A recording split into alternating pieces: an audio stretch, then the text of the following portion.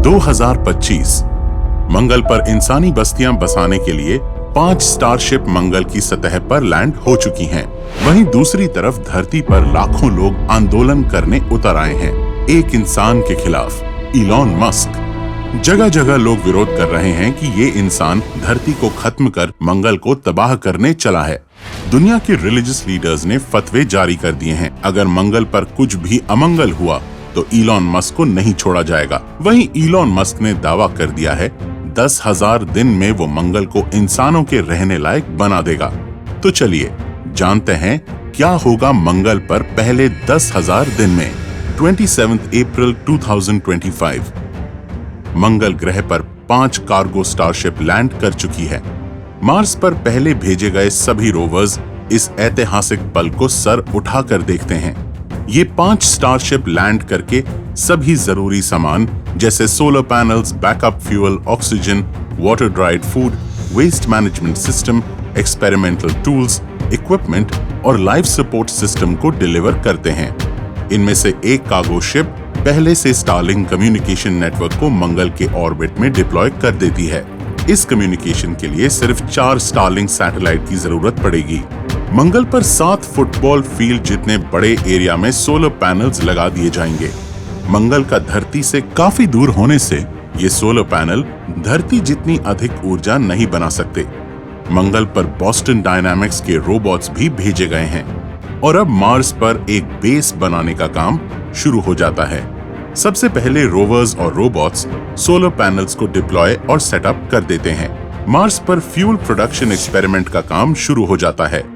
Rovers मंगल पर drilling का काम शुरू कर देते हैं ताकि मंगल की जमीन के नीचे मौजूद आइसी वाटर डिपॉजिट्स में से हाइड्रोजन को एक्सट्रैक्ट कर सकें और एटमॉस्फेयर से CO2 को एक्सट्रैक्ट करके हीट और प्रेशराइज करें, जिससे वाटर, ऑक्सीजन और मीथेन में बदला जा सकता है। इसके अलावा मल्टी यूज रोवर्स मार्स की जमीन को फ्लैट करना शुरू करते हैं ताकि एक बड़ा लैंडिंग पैड बनाया जा सके जहां फ्यूचर लैंडिंग्स को सेफ्टी के साथ वेलकम किया जाएगा।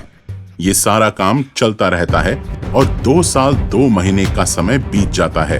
तब तक धरती और मंगल एक दूसरे के पास आ जाते हैं, जो कि एक सही समय है इंसानों को मंगल पर भेजने का। मंगल ग्रह एक ऐतिहासिक घटना को विटनेस करता है। मंगल की वीरान भूमि पर अरबों सालों में पहली बार लाइफ वहां कदम रखने वाली है। सभी धरतीवासी इस ऐतिहासिक क्षण को देखते हैं। मंगल की सरजमीं पर 2 स्टारशिप उतरती हैं, जिनमें 30 जाबाज एस्ट्रोनॉट्स मौजूद हैं। इनके साथ 10 एडिशनल कार्गो स्टारशिप भी आती हैं, जिनमें जरूरी सामान और लाइफ सपोर्ट सिस्टम मौजूद है।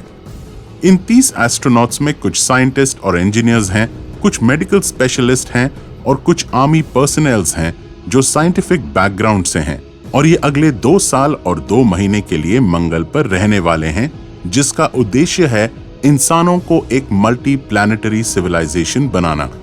अंतरिक्ष में 7 महीने से ट्रैवल करते आ रहे ये एस्ट्रोनॉट्स लो ग्रेविटी में रहने की वजह से लो ब्लड प्रेशर और वीक मस्कुलर स्ट्रेंथ को महसूस करते हैं, जिस वजह से पहली वीक में ये मंगल के वातावरण और ग्रेविटी से फेमिलियर होते हैं ताकि यहाँ रहने का अभ्यास हो जाए। साथ ही वो मंगल पर अपने ऐतिहासिक मोमेंट को सेलिब्रेट भी करते हैं। मंगल पर हमारे जांबाज योद्धा अपना समय स्टारशिप के अंदर ही बिताते हैं। बाहर का वातावरण काफी कठोर है, जहां टेम्परेचर -63 डिग्री सेल्सियस है। वहीं ये तापमान मंगल पर गर्मियों के समय यहाँ के इक्वेटर पर अधिकतम 20 डिग्री तक पहुँचता है। तो समझ लो भाई, मंगल पर काफी सर्दी है। इसके साथ ही मंगल पर बड़े बड़े चक्रवात आना आम बात है। मंगल पर मौजूद वेदर सैटेलाइट यहाँ के क्लाइमेट को मॉनिटर करती रहती है, जिससे एस्ट्रोनॉट्स को इनकमिंग स्टॉर्म के बारे में जानकारी दी जा सके। 2 साल का काम शुरू होता है। मंगल पर एक दिन 24 घंटे से थोड़ा ज्यादा है। यहाँ एस्ट्रोनॉट्स द्वारा हैवी ऑब्जेक्ट को पैक, अनपैक करना और उठाना आसान है, क्योंकि यहाँ ग्रेविटी धरती के बजाय 38% कम है। जैसे ही सारे लाइफ सपोर्ट सिस्टम को अनपैक करके मार्स पर डिप्लॉय कर दिया जाता है, इसके बाद काम शुरू होता है क्रायोमीथेन फ्यूल बनाने का, जिसका यूज वापस धरती पर आने के लिए किया जा सके। इसके अलावा बाकी एस्ट्रोनॉट्स यहाँ एक्सपेरिमेंट्स कंडक्ट करना शुरू कर देते हैं। इस प्रोजेक्ट में मार्स के धूल को 3D प्रिंटर ऑब्जेक्ट में बदलने की कोशिश की जाती है। वहीं दूसरी तरफ ग्रीन प्रोजेक्ट के तहत मंगल पर प्लांट्स ग्रो किए जाते हैं। नासा द्वारा पहले से मंगल के लिए जेनेटिकली मॉडिफाइड प्लांट्स बनाए जाते हैं, जिन्हें डायरेक्ट मंगल की जमीन को खोदकर लगाना होता है। मार्स पर बनाई लैब्स में साइनोबैक्टीरिया पर टेस्टिंग शुरू की जाती है, जिसे धरती से मंगल पर ट्रांसफर किया गया है। इस ऑर्गेनिज्म की मदद से मंगल के एटमॉस्फेयर में मौजूद नाइट्रोजन से अमोनिया फर्टिलाइजर पैदा किया जाता है। यहाँ पर राई, मूली, टमेटो बीन्स, गाजर और आलू के पौधे उगाए जाते हैं। जहाँ मंगल पर ये काम चल रहा है, वहीं दूसरी तरफ धरती पर हर हफ्ते 2 स्टारशिप्स बनाई जाती हैं। हर एक स्टारशिप को बनाने में $5 मिलियन का खर्चा आता है और इस तरह से एक साल में 104 स्टारशिप बनती हैं। हर 2 साल 2 महीने में धरती और मार्स सबसे करीब होते हैं और जब भी ये समय आता है, कार्गो शिप्स रेडी हो जाती हैं लॉन्च के लिए। 2 साल 2 महीने काम करने के बाद मंगल पर एक स्टारशिप वापस पृथ्वी की ओर लॉन्च कर दी गई है, जिसमें 30 एस्ट्रोनॉट्स मौजूद हैं जो मंगल पर 2 साल रह चुके हैं। अब मंगल पर 76 न्यू ह्यूमंस का अराइवल होता है, जिनमें अधिकतर आर्किटेक्ट्स होते हैं और साथ ही आते हैं 4 इंडिविजुअल लोग जिन्होंने इस ट्रिप के लिए $50 मिलियन की पेमेंट की है। इसके अलावा बाकी क्रू मेंबर्स इंजीनियर्स, बॉटनिस्ट और फार्मर्स हैं। मार्स पर पहले स्मॉल ग्रीन हाउस डोम्स यानी घर बना लिए गए हैं और इसके साथ यहाँ कई प्लांट्स को ग्रो कर लिया गया है। मंगल पर उतरकर ये लोग मार्शियन सैलेड का सेवन करते हैं। अब मंगल पर खेती से प्रोड्यूस फूड बढ़ने लगा है, जिस वजह से पृथ्वी से भेजे जाने वाले खाने की जरूरत कम पड़ेगी। स्पेसएक्स यहाँ डेपो एक्स का कंस्ट्रक्शन शुरू कर देता है, यानी एक permanent dedicated fuelling station. Mars पर अब नए हैबिटेट्स के लिए AI और 3D प्रिंटिंग के इस्तेमाल से आउटर शेल बनाए जाते हैं, जो मंगल पर रहने वालों को रेडिएशन और बाकी खतरों से बचाएगा। नए 3D प्रिंटेड हैबिटेट्स के लिए लाइफ सपोर्ट और कम्युनिकेशन सिस्टम का निर्माण भी किया जाता है।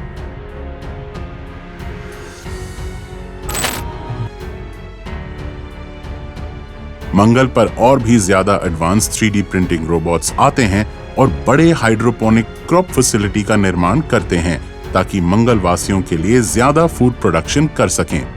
इलॉन मस्क के भाई किम्बल मस्क मंगल पर अपनी टीम के साथ वर्टिकल फार्मिंग पर काम कर रहे होते हैं। सेटलर्स यहां रहने के लिए अंडरग्राउंड डिगिंग की टेस्टिंग करते हैं, ताकि अंडरग्राउंड डोम्स बनाए जा सकें और इस डेटा को अर्थ पर बोरिंग कंपनी को सेंड करते हैं।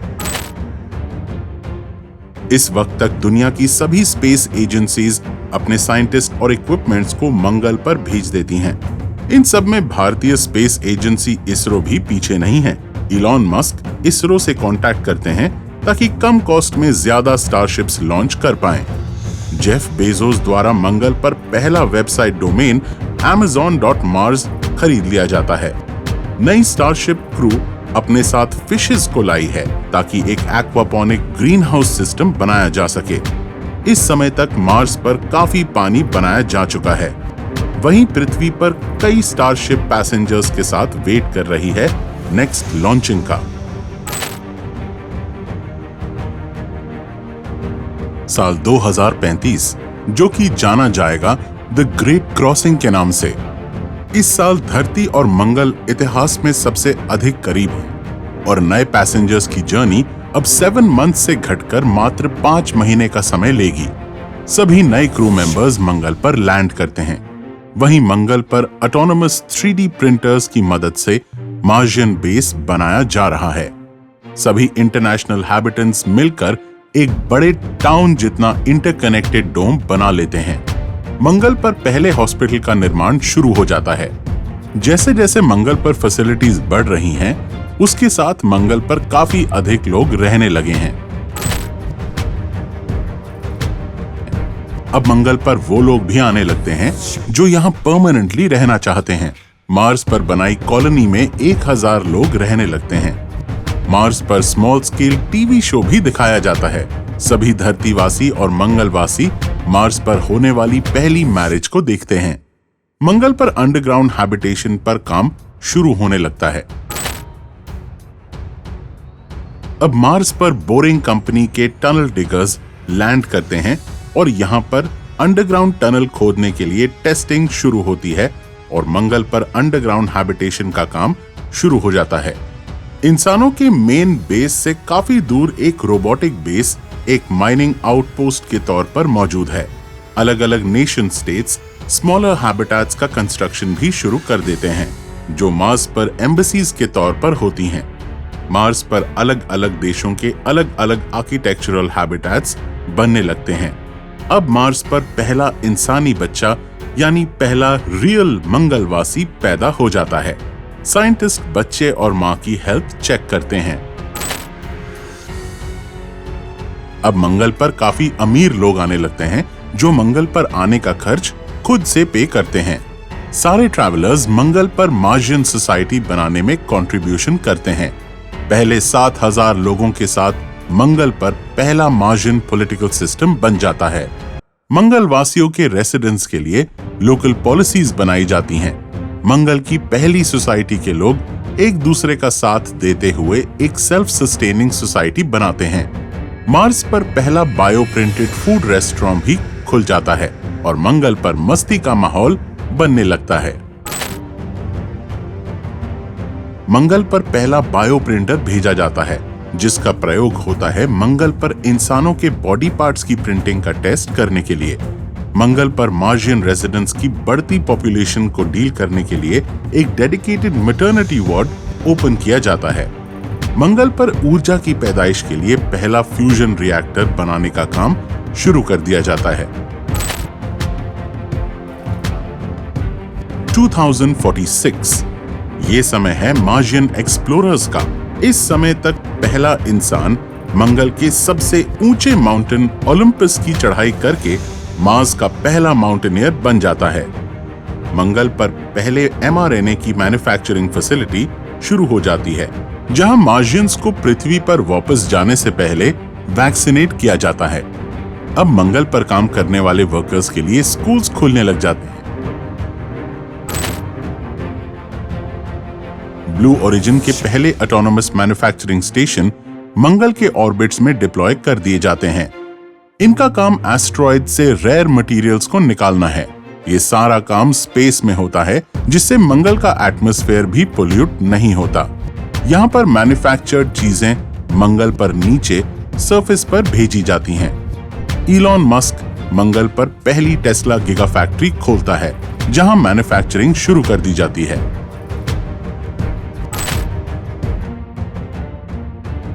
साल 2050, जिसे जाना जाएगा सेकंड ग्रेट क्रॉसिंग, यानी इस समय काफी ज्यादा लोग मंगल पर जाएंगे। अब 8,000 लोग मंगल पर लैंड करते हैं। अलग अलग गवर्नमेंट ऑफिशियल्स मंगल पर क्रॉसिंग्स बनाते हैं। आर्टिफिशियल इंटेलिजेंस और रोबोटिक्स की मदद से मार्स एक फुल्ली सेल्फ सफिशिएंट सोसाइटी बना ली जाती है। अब मार्स की कॉलोनी यहाँ सारी चीजें खुद प्रोड्यूस करती है, एयर, वाटर, फूड और फ्यूल। अब अगर धरती से लगातार सप्लीमेंट्स को बंद कर दिया जाए, तब भी मार्स पे रहने वाले हैबिटेंट्स खुद से सर्वाइव कर सकते हैं। लेकिन अभी भी मार्स पर एडवांस इलेक्ट्रॉनिक्स की जरूरत है, ताकि मार्स को जल्दी डेवलप किया जा सके। मंगल पर 10,000 दिन पूरे होने के बाद मार्स पर जन्मा पहला इंसान धरती को विजिट करता है। इस ट्रैवलर के पास रोबोटिक सूट होता है, जो कि एक न्यूरोलिंक ब्रेन चिप से कंट्रोल्ड है और ये धरती की हाई ग्रेविटी में उसे सपोर्ट देता है। वहीं मंगल पर पेड़ पौधे ग्रासलैंड्स एक इनक्लोज्ड ग्रीन हाउस में मौजूद है, जो कि मंगल के इक्वेटर के पास मौजूद आइस लेक्स के पास बनाए गए हैं। ये पेड़ पौधे मंगल के एटमॉस्फेयर में धीरे धीरे ऑक्सीजन ऐड करते जाते हैं। जहां पहले पौधे मंगल की लैब्स में बनाए जाते थे, अब मंगल की जमीन पर पहला पौधा उगने लगता है। इस तरह मंगल पर पहले 10,000 दिन में मंगल की तस्वीर बदल दी जाती है। लेकिन एक सवाल अब भी बना हुआ है कि आखिर मंगल पर किस देश का राज होगा? सभी देशों की टेरिटरीज मंगल पर कैसे डिफाइन होंगी? क्या धरती के रेशों में ही सारी टेरिटरीज डिफाइन होंगी? क्या मंगल पर जाकर इंसान लड़ना बंद कर देगा? क्या मार्स पर भी आपसी युद्ध होंगे? कमेंट में हमें जरूर बताइएगा। मैं मिलता हूं आपसे जुपिटर पर। तब तक के लिए बाय।